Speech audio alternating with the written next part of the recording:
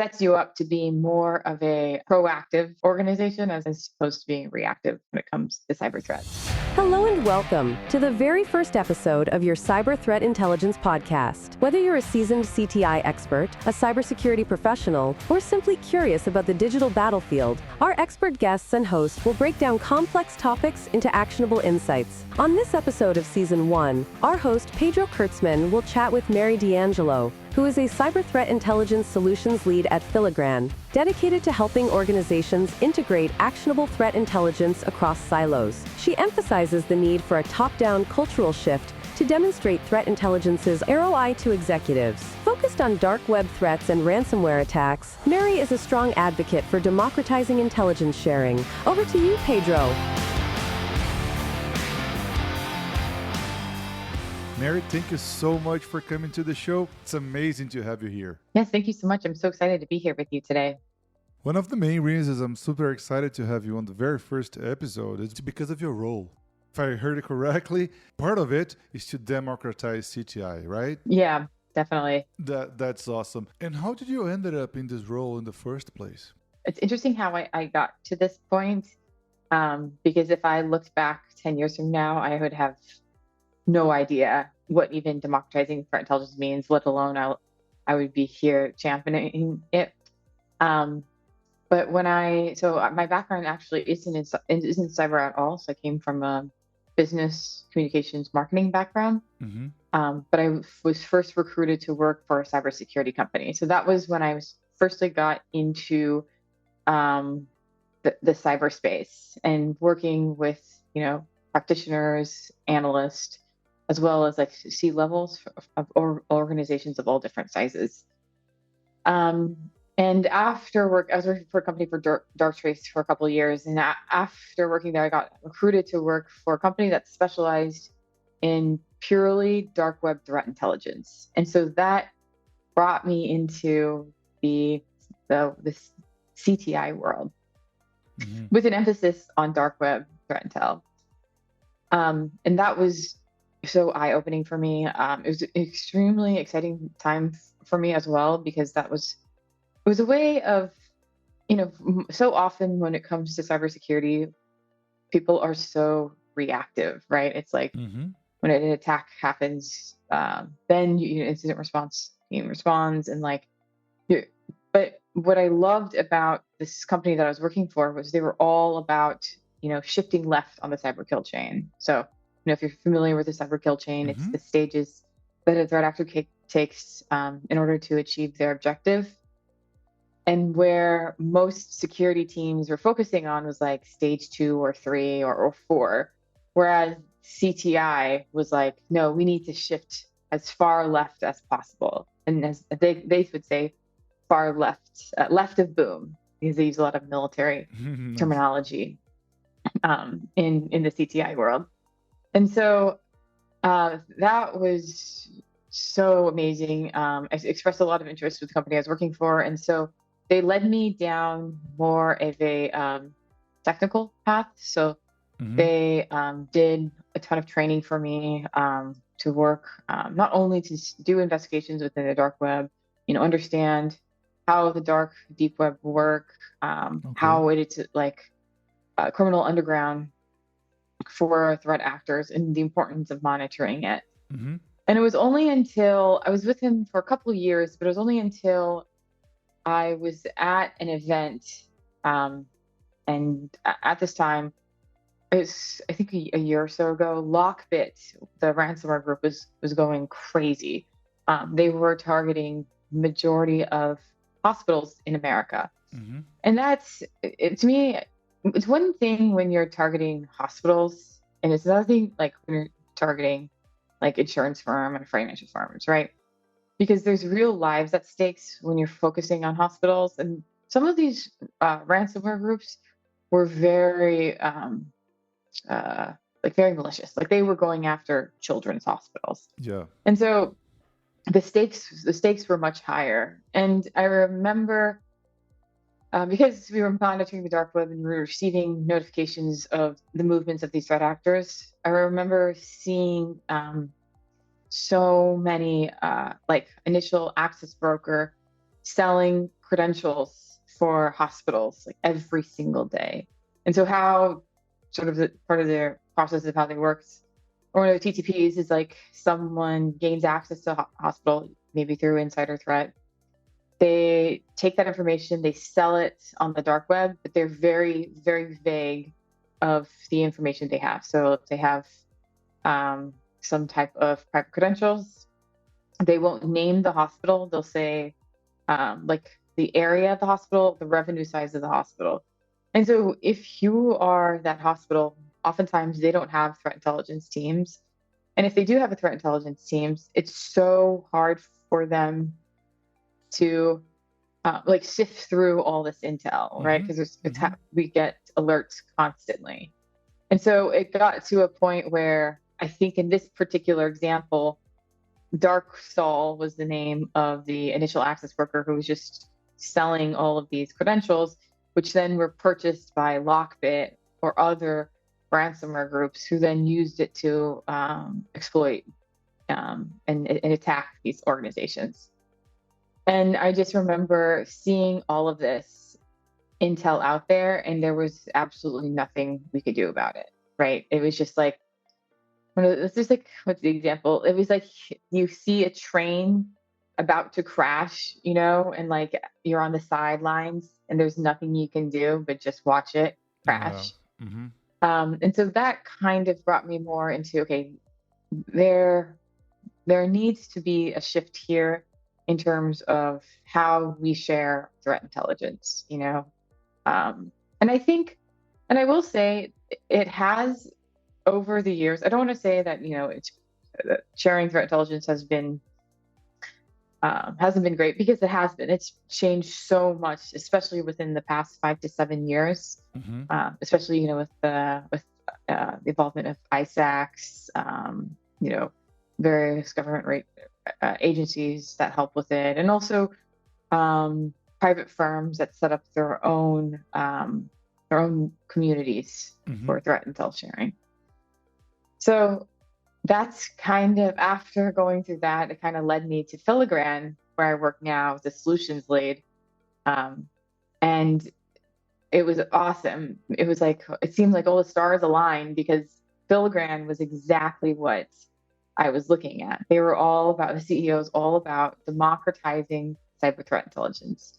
Like, we as the good guys need to work together, with all of our resources to be able to, essentially protect ourselves from the threat actors out there. Because cyber threat intelligence is like a puzzle, right? It's a puzzle. You need all pieces of the puzzles in order for it to be productive or effective. And if if organizations are just holding on to one piece of the puzzle, you're not sharing it with each other, then it renders useless. And so that's where how I landed here, and I've been here with Filigran for about 8 months now, working very closely with our clients. I do a lot of on-site, trying to understand their threat intelligence, their requirements, where their industry stands, and what their landscape looks like, and then making sure that they're getting the right intel they need, and building the workflows they need in order to protect and mitigate any sort of risk. Awesome. Thanks for walking us through your journey here. That's amazing. And you're talking about your day-to-day work with your customers, trying to leverage the best on threat intelligence. Any thoughts on why is that so important to companies to be on the top of cyber threat intelligence? Yeah. So I think so I guess I could start it by saying the value of cyber threat intelligence, right? So really, the primary function of CTI is to reduce uncertainty for stakeholders. And that could be stakeholders from a full range across an organization with completely different objectives. And so the CTI's role is to make sure that they are providing intel for those various stakeholders. So from like a strategic level, an operational level, in a tactical level. And I know I've talked about this a few times before in the past, like when it comes to threat intelligence, the main three buckets are your strategic, tactical, and operational threat intelligence. Mm-hmm. So strategic being more of your executive level, trying to understand, making informed decisions of long-term security, risk management, regulatory compliance, understanding your overall threat landscape. Who are the threat actors targeting my organization or my industry? Operational has to do more with supporting SOCs, improving detection and response, and mitigation of cyber threats, Mm-hmm. using threat intel for those purposes. And then tactical is more, I think of it as like right here and now, having incident response, understanding the adversary's TTPs, Yep. tactic techniques, and procedures Mm-hmm. in order to be more proactive. And so if you have CTI permeated, if it's done correctly, it'd be permeated in every single aspect of an organization, really in order to reduce uncertainty. And that just makes it better for strategic planning, better risk assessment, and it sets you up to be more of a proactive organization as opposed to being reactive when it comes to cyber threats. Excellent. And any insights about companies that perhaps could be seen as competitors because they are from the same industry, they serve the same population? Should they share threat intelligence? Yeah. Any insights about that? Yeah, that's a kind of a it's an interesting question, right? Because there's also like sort of like a moral dilemma behind it as well. Because if you are gatekeeping this intel, like the hospital is a great example of Mm-hmm. this. If a commercial company, like a commercial feed, has this intel that could potentially help hospitals, right? Like from stopping an attack. And when a hospital gets attacked, you usually, more often than not, lives are at stake, right? And so it it's kind of it's hard to navigate because we understand these companies are trying to make money too. And there's also sharing intel isn't always effective, right? If it's not done properly, it could get in the hands of the wrong people. Mm. And it also, um, you know, as much as we are tracking our adversaries, they are tracking us as well. And they're tracking us very closely. So if we are sharing this intel, we have to make sure we're doing it um, in a very secure means. And so I think to start, I will say, it's changed so much within people are always talking about how organization needs to start sharing and democratizing threat intelligence, making it more available. And it's gotten so much better. I mean, especially with, the role the ISACs have taken, how FBI has played a big role in this as well. And there's a ton of different like I know, at least for OpenCCI, we have a Slack channel with over 4,000 users, Oh, wow. all practitioners.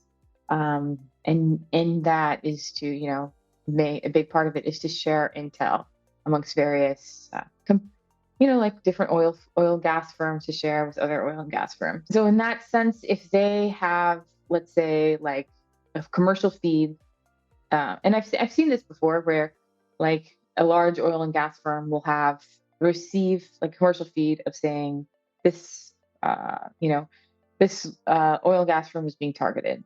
What they will do is then share that piece of intel with the rest of their those in their sector, and so that's important.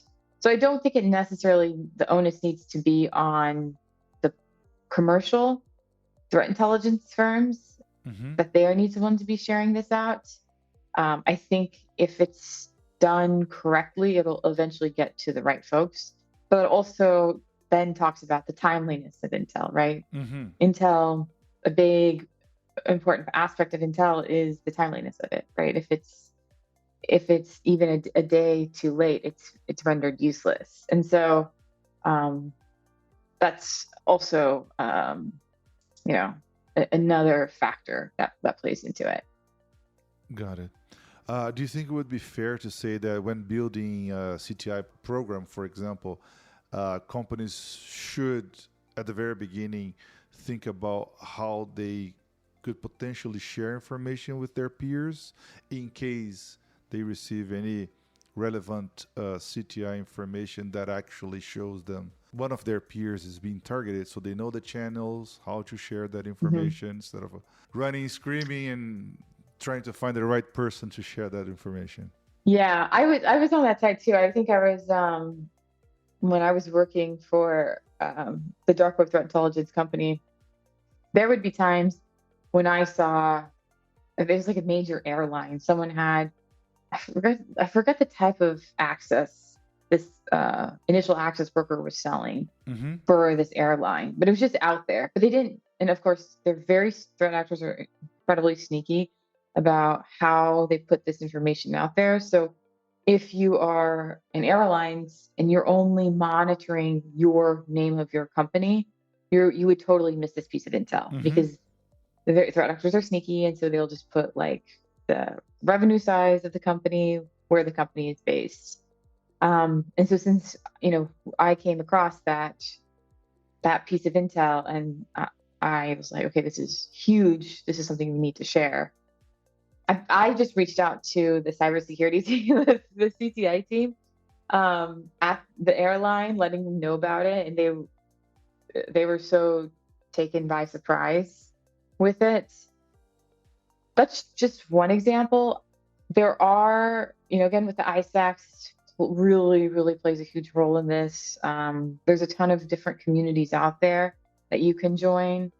Another plug is we have Women in CTI, Hmm. that's started by me and another colleague That's at awesome. Filigran. And so it's another great place for people to share intel That's awesome. in a safer space. Yeah. Okay. Thanks for sharing that. So I imagine you see so many examples throughout your previous roles and the current role as well. What would be like do's and don'ts when it comes to implementing a CTI on a company and advancing that practice within those companies? I have some do's and don'ts that I like to give, but they're kind of all over the place, but they're very important. Mm-hmm. So just bear with me as I go through some of Absolutely. them. But basically, the main purpose of CTI is to block emerging attacks, right? So you want to make sure the intelligence that you're using is to help stop um, and within the cyber kill chain, you want to stop it as early on so that the attacker will have to start from the very beginning. And so in order to do that, you want to make sure that the intelligence that you're receiving is accurate before you actually apply it to threat intelligence. So sometimes, you'll always hear threat intelligence practitioners complaining a lot about false positives, Mm-hmm. and oftentimes this is due when you get a lot of open source intel. Um, some of it will be some of the IOCs may be a little misidentified. It'll say something like Cloudflare, or AWS, or Google infrastructure. So that's not what you want to action upon, because then you're shutting down your Google infrastructure, which is like lifeblood of an organization. So that's something to be is very high priority. And it's also expiring your outdated data. Threat intelligence is, as it loses relevance over time.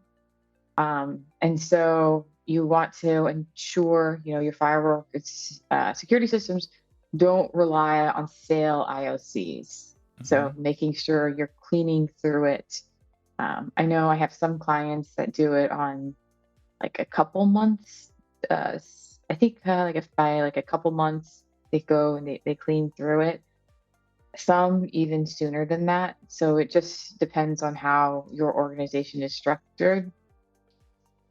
Very importantly, too, so you're not wasting anyone's time, is you want to meet with the stakeholders. You want to meet with all the various stakeholders across the organization, really define their CTI requirements, because your intelligence must serve a very clear business security perspective. Mm-hmm. And then lastly, this is big as well, is very differentiated between data and intelligence. So threat feeds is not intelligence. IOCs alone are just raw data, right? Intelligence is processed, it's analyzed, and it makes assessment about future risks. So having that understanding, because they know a lot of people when you say CTI, they think it's just data, it's IOCs. No, it's not. It's already been processed, it's been analyzed, and it has a fundamental purpose behind it. Okay, so some don'ts. Okay, so the first one is, I would say, don't blindly trust vendor provided attribution. Always verify intelligence before action. Oftentimes, too, teams will have, you want to make sure everyone on your team is on the same page in terms of how you define your confidence metrics or your likelihood, your confidence levels, right? And so having very precise numerical values for consistency across your organization that must be established so that you're all speaking the same language, and it just helps communication across the team. And then also, like, don't push out CTA that doesn't benefit stakeholders. Kind of goes back into what I was talking about making sure you have an understanding of what the stakeholders' needs are, building a CTI program around their use cases. And at the same time, if you have intelligence that is not related to stakeholders, don't push it out. If it's not relevant, if it's not actionable, it's just noise. And as everyone in the CTI world, security world knows, like, everyone is, noise fatigued? Oh, yeah. Alert fatigue, yeah. So. Yeah, that was super insightful. Thank you. Any other best practices worth sharing? Yeah, so I think, and this is something that I've been looking into more recently. So when it comes to, when you're building out a cyber threat intelligence team, right, you'll have your cyber threat, your intelligence analyst, and then you have your technical analysts. So these people that will probably work on SOC teams. Now, when they're working together for your CTI program, communication can be extremely difficult because the CTI folks have a strong understanding of how intelligence, or how to gather the intelligence, how to analyze the intelligence, and how to properly communicate that intelligence. Whereas when you're dealing with technical information security professionals who are also trying to get into Intel, there's a big gap, right? Because the communication, because they don't know how to communicate with each other. And so that's something to be aware about, because you'd want to make sure that you're working on making sure you can work through the differences in communication so that both parties are more effective. Otherwise, it could become, bogged down with so much noise and miscommunication and ultimately ineffective. Got it. Little chaotic. Yeah. Do you think MITRE ATT&CK framework or any industry recognized common body of knowledge could help on this type of communication issue, or any other best practice on how to make sure that's not happening with your organization? Yeah, I think it's very important for organizations to have a strong understanding of their vertical landscape. So not only, if you are, like, again, back to the hospital example, if you're a hospital, having a strong understanding of what that landscape looks like from a cyber perspective. And then aligning that intelligence with the MITRE ATT&CK framework in order to map out gaps in coverage against those targeted actors. So I think that is, it's not that hard to do, but it just requires more of upfront work of trying to understand what my threat landscape looks like here, and then align that with the matter attack framework so that you can find the gaps more easily. And then you can prioritize, where you need to spend your time. Perfect. And what about sharpening your CTI knowledge? What do you like to use? Blogs or social media or books?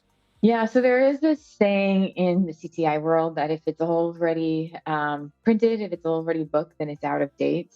That's a good one. Which makes sense. Although I will say there are a few trusted sites that I'll receive notification on just to keep me updated on the political climate, cyber climate. And there's also a few different articles, I think, that I found recently that was extremely helpful, especially as it talks to some of what we were talking about today, about the gaps between the technical analysts and the intel analysts and their communication barriers. And so I think that was from Carnegie Mellon article, which is a great. It's called Tradecraft Report, the State of Cyber Threat Intelligence. I am going to give a plug to OpenCTI, the company that I work for. They send out emails on a weekly basis of like what we might be seeing in the threat intel world, some of the challenges that various sectors might see. Is it for customers only or general public as well? No, general public. Is it just going to the Filigran website and subscribing to the newsletter or something? Okay. Yeah. Awesome. Okay. Yeah, subscribing to that. And we're an open source company at heart, right? And so most of the information that we try to provide is by our community of people. So real analysts, real practitioners, what they find to be valuable. And if any of the listeners wanted to follow you or see more of your work, get more information about CTI from you, what would be the best way to do that? A blog, social media? So LinkedIn is my best, my go-to right now. So I've posted a couple of articles on there, mostly around democratizing cyber threat intelligence, making it, as I mentioned, the whole Lockbit story, the importance and the value of making how we need to stand together as organizations against these threat actors. So feel free to add me on LinkedIn, send me a message, and I have some articles and other interviews on there as well. That's great. Mary, thank you so very much for coming to the show. Really happy to have you here for the first episode, and I hope I'll see you around. Perfect. Thank you so much, Pedro. It was great speaking with you. And that's a wrap. Thanks for tuning in. If you found this episode valuable, don't forget to subscribe, share, and leave a review. Got thoughts or questions? Connect with us on our LinkedIn group, Cyber Threat Intelligence Podcast. We'd love to hear from you. If you know anyone with CTI expertise that would like to be interviewed in the show, just let us know. Until next time, stay sharp and stay secure.